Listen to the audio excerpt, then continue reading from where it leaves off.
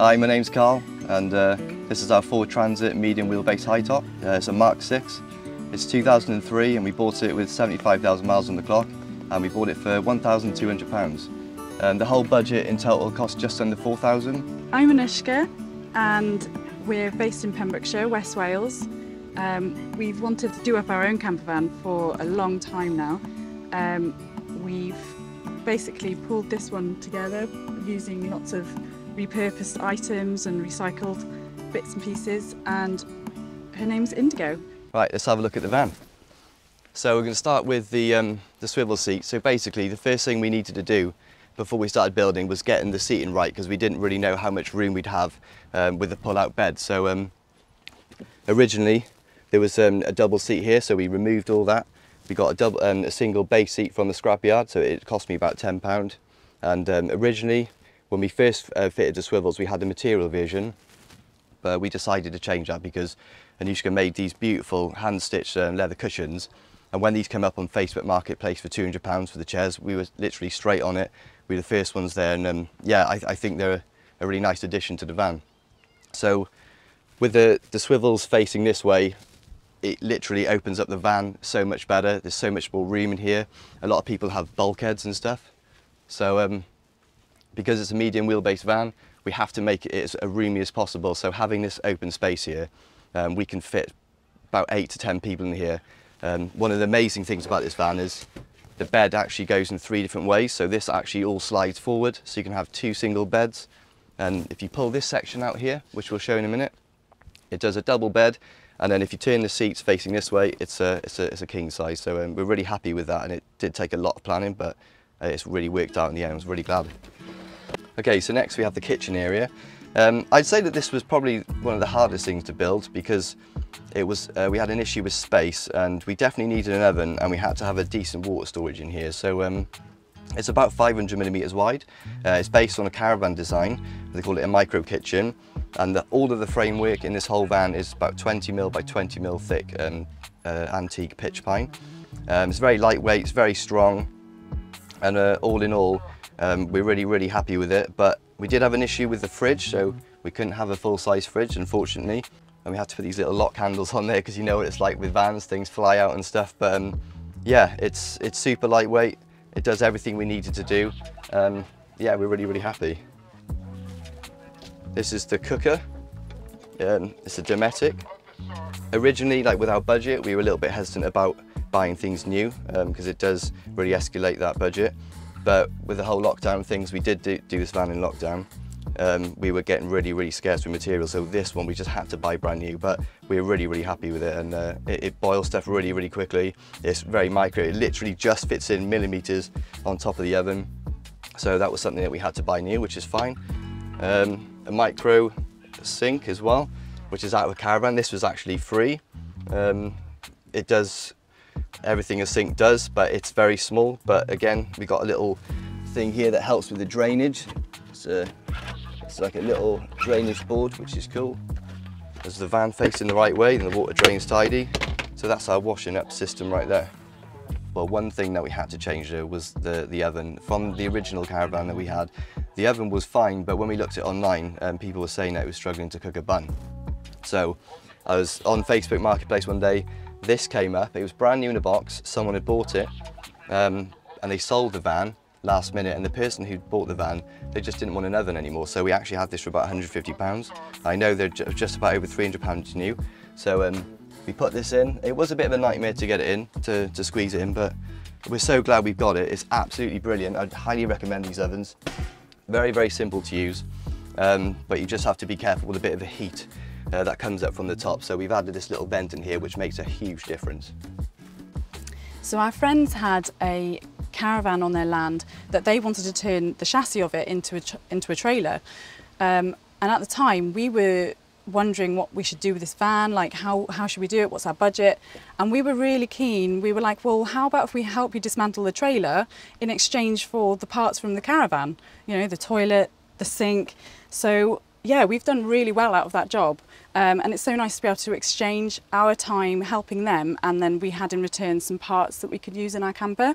We really do like to reuse things. I'm Nate Murphy, and I have literally just bought this van to show you how to build a van.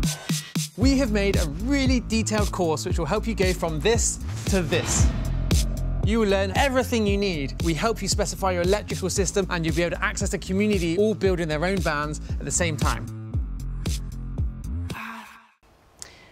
So here's the fridge. It's a cool box. Because of the lack of space, we went for this option, and we're not full-time van lifers. We do like a couple of weeks in the van. So this actually works out fine.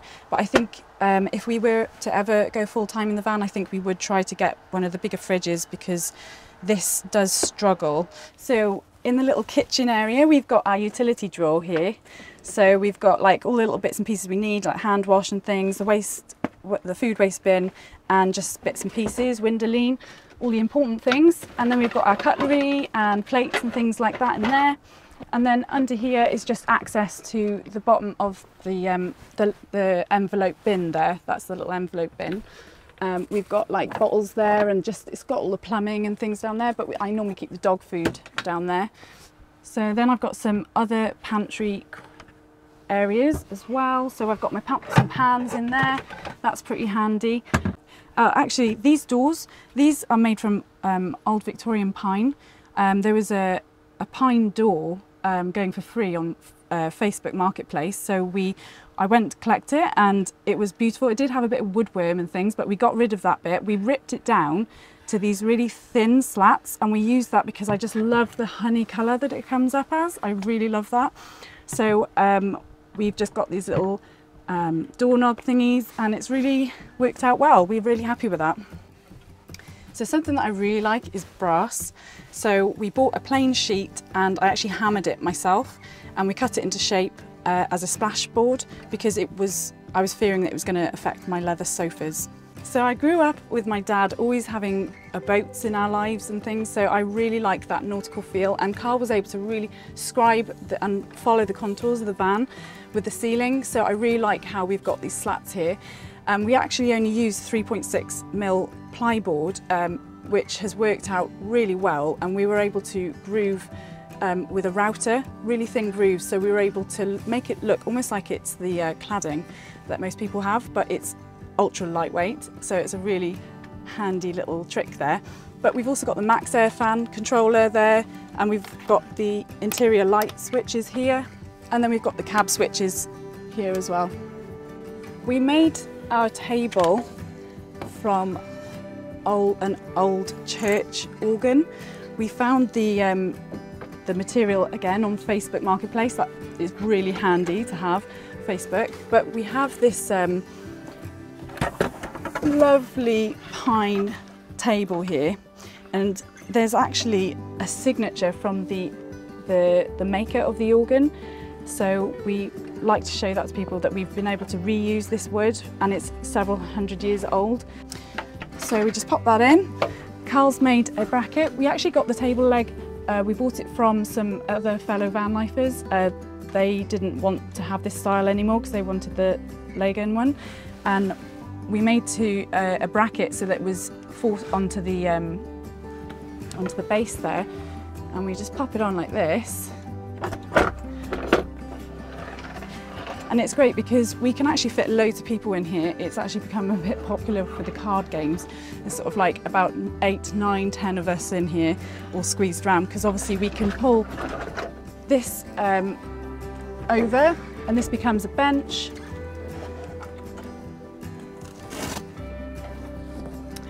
And then we've got the two front captain swivel seats, and then of course we've got this bench, the sofa, and then we have a stool there, so it fits about 8, 9, 10 people in here.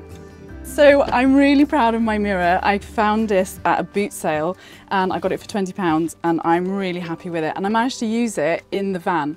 Obviously it's got that kind of surfboard shape to it, but I actually store things up there. It kind of like protects things from like falling over while we're driving around.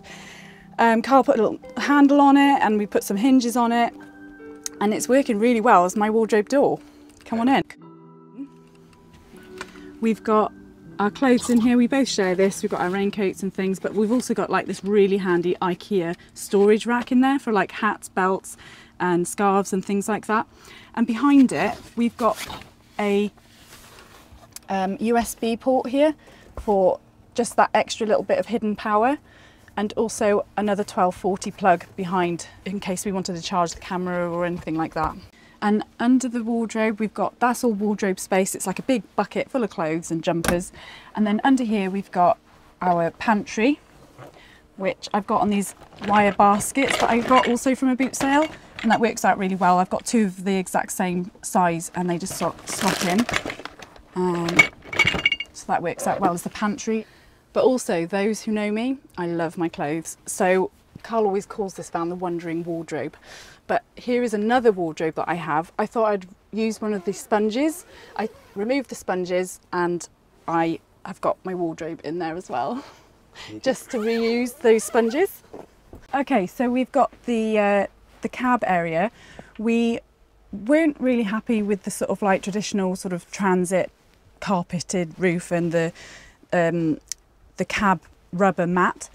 One, we noticed it was really wet, so when we actually lifted it out to do all the preparation on the metal work when we first had the van, there was a few little patches that I just wasn't happy with. We touched up the metal work and we put some underlay carpet down that's waterproof, and we had this lovely Hessian rug that was kind of like sat in the attic, not really doing anything, needed to be repurposed. So it just so happened to match like the exact measurements. It was brilliant. So we have adhesive sprayed it down, and then we put some super glue just around the edges, and that's really held it in place. It's looking really homely in here now. So with the ceiling, we took that that carpet down, and it was really dirty. It was not nice. It was not homely at all. So we took it down, and we were really like toying with the idea of, should we put wood up there or should we put carpet over the top again? But we actually just took the whole transit cab lid tray out, and it gave us so much more room. We've put a big thick bit of plywood in there, and it's given us amazing like overhead storage, as well as a really nice finish. We put our wooden slats on, we sanded them all down and curved the edges. So just up here we have the bedding area, so it's where I put all the bedding. We've got also the table leg as well, but the overhead space is really big in a transit, especially being the high top. So I get all the duvet and all the sheets up there, but I made these lightweight doors. Instead of having the wooden ones with the handles and the magnets and the hinges, I just thought, I tell you what, let's just put some metal cord there with the hook and eyes, and I made these little doors out of a recycled curtain. We don't have a fixed bed, we have the modular bed, and with that obviously we're missing out on that garage space that a lot of people get with the fixed beds, but we do have a garage. So it's just down here on a little magnetic door. It's actually where we keep the diesel heater and our little bag of tools, and also the hoover. In here in our bathroom we've got like a dry room effect with the extractor fan on the click of a button there. So the warm air comes from the diesel heater into the shower room and then is extracted out, and it takes that moisture along with it. So it's working out really well, to be honest. It takes about 20 minutes for it to dry. Okay, so with our shower floor, we actually were driving through our local town and we saw this base of the shower sticking out of a skip. So we thought that would be perfect. So we were looking for the exact sort of shape, size, material that we could also cut into the shape to go around the wheel arches. And also because it's our dry room, we're able to dry our washing in here. So that's pretty handy too. So with this space, I was struggling to know what to do. I wanted I don't know if I wanted shelves or something, but I definitely needed some storage. But I actually make baskets, and I was like, should I challenge myself to attempt to make a custom shaped basket? And it's actually worked out really well. So with this dismantled caravan, we had a selection of taps. So taps and shower, but we didn't like the shower head that came with it. It was a bit old and a bit blocked, and we thought we'd treat ourselves to a lovely brass trigger handled one, so you can just sort of like save as much water as you can. So like you just wash yourself down and then just rinse yourself. So it's worked out really well. Here we've got our cassette toilet, comes with flush as well as the little toilet roll holder. We actually turn that into a little toilet brush, so that's pretty good. It's pretty handy. It takes about sort of, I think it's about 25 litres. So that just comes out of this little door here.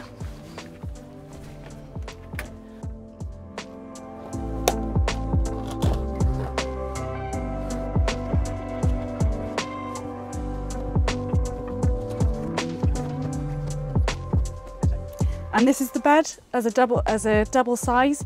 I've made the material so that it's softer, so we're not sleeping on the leather. And when the bed is fully out, we also have this little cabin under here for the dog to sleep.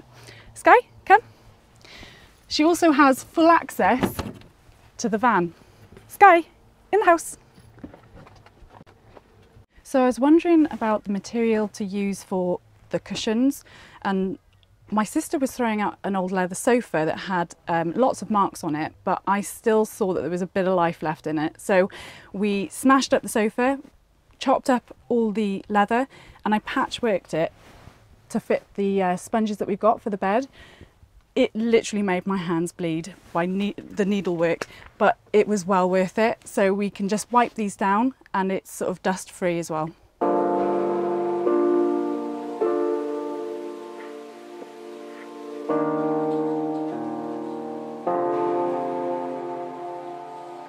So the main function of the van is that we wanted as much room as possible, and I know it's a big thing for many people. So the front has like a motorhome feel with the swivel seats and the ability to be able to walk through and have all the doors open, which is really cool. And another aspect was, yeah, get it as lightweight as possible. So all the timbers in here are all recycled and reclaimed. We didn't really spend any money on the framework. We had to buy all the plywood. I tried my best to find it cheap. It's pretty impossible in lockdown. So yeah, the best thing about the van is super lightweight. It's pretty strong because I'm a carpenter. I can get it all really, you know, exact and get it all glued and screwed up.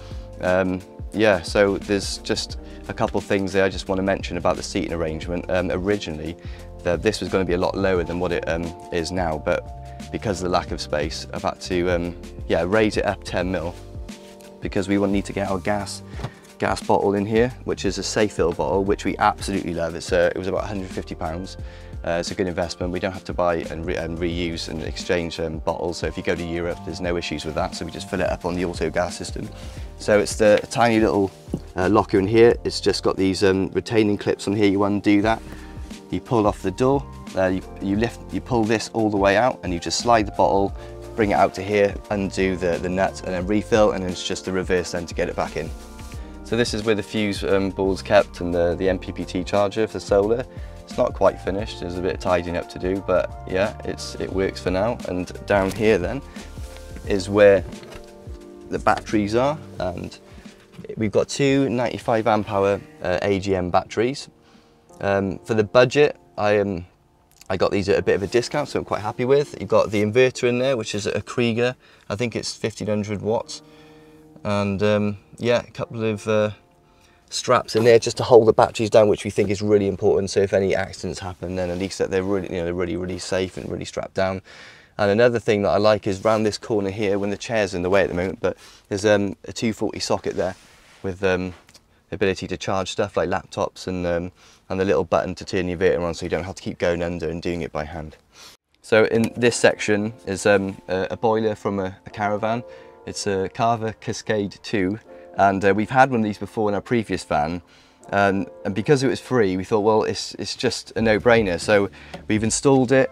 We did all the gas pipes, and we hand bent them because the actual benders were rubbish because it's only 8mm pipe. And this thing in the winter takes about 20 minutes to heat the water up, but in a climate like this now, it takes about 8 to 10 minutes. It holds 11 litres of water, and my wife's got extremely long hair, so when she washes, she does need consistent warm water. But I'm really happy. It gets really hot, and it didn't cost us anything at all. For the heating system, we have gone for a diesel heater, and because of the sort of lifestyle we have, it's really important that we keep our clothes dry and have a system to do that. So we created a dry room in our shower room, and to heat the actual living space, it's the pipes are only this long, so it's actually a really short distance for the heat from the heater to come out into the van. And what I like best about this system is we decided not to include the diesel feed into the main tank, because you could pick up something in the tank, you could get something lodged in the pipes, or you can run out of diesel, because some people, you know, they have the diesel heater on for a week and then they forget, and then they drive down the road and it runs out. So for us, it was just so much easier to put the tank down here in our garage area where the diesel heater is. So when we fill up at a garage, we'll just fill up our normal fuel for the tank, for the van, and then here we just got this little pull-up door here, and you take the cap off and then fill the tank up. And that way we can also keep an eye on the levels as well. So because we've taken the double seat out the front, we thought in the future that we might have a situation where we'd have to take 3 passengers. So we thought, well, why don't we try and include a seat in the back? So we made this modular system to have the ability to take on a Ford custom minibus seat with a built-in seat belt. So for this, all you do is you just take these out and put them in the house. And then this lifts off and just moves out here. And you can also use it for a table as well. It doesn't weigh hardly anything. And then these runners that I actually put in after the van was built, and it was I really enjoyed doing it. It was had to be quite precise. So the minibus seat, it's really heavy though, it takes 2 people, drops in, slots down, it naturally clicks in, you don't have to do anything. And the headrest is a perfect height, has a built-in seat belt as well. And yeah, it's such a handy thing to have, and sometimes you've just got to have 3 seats. So then it's the reverse to take it back out, and then you just put all the table bed system back in. So I just want to show you some bits of the back of the van we've got.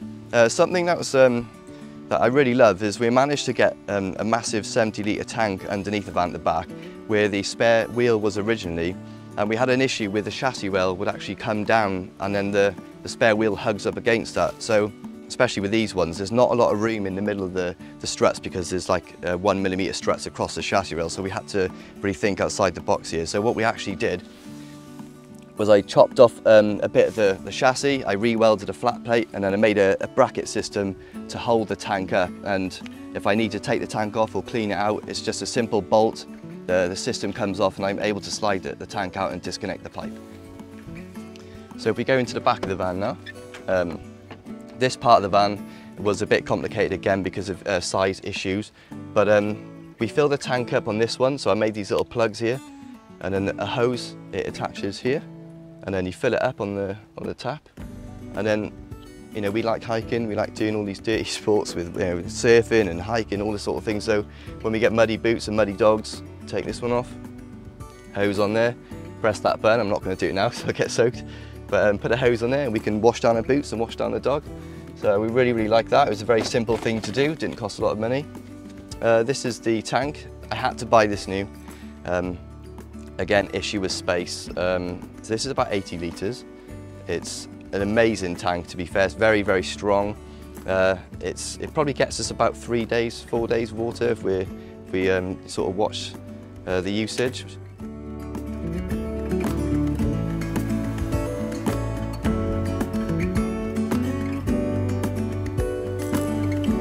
I really hope you've enjoyed our van tour. If you want to follow our Instagram page, we're Indigo Explore. If you ever see us around, come and say hi. See you, bye. You may have noticed that you can buy our ebook. Our ebook shows you how to build a van conversion. It has 190 pages of text, diagram and images showing you various options of various systems. It also comes with 25 videos that show you hands-on how to do many parts of building a van. Also, we have a course. The course is really in-depth. It shows you everything from how to use basic tools all the way through to doing your gas, your water and your electric installation. Not only that, but within the course, we support you hands-on in making your electrical specification. And you get to join a community of like-minded van builders who are building their vans at exactly the same time. Follow the links to find out more, and thanks for watching.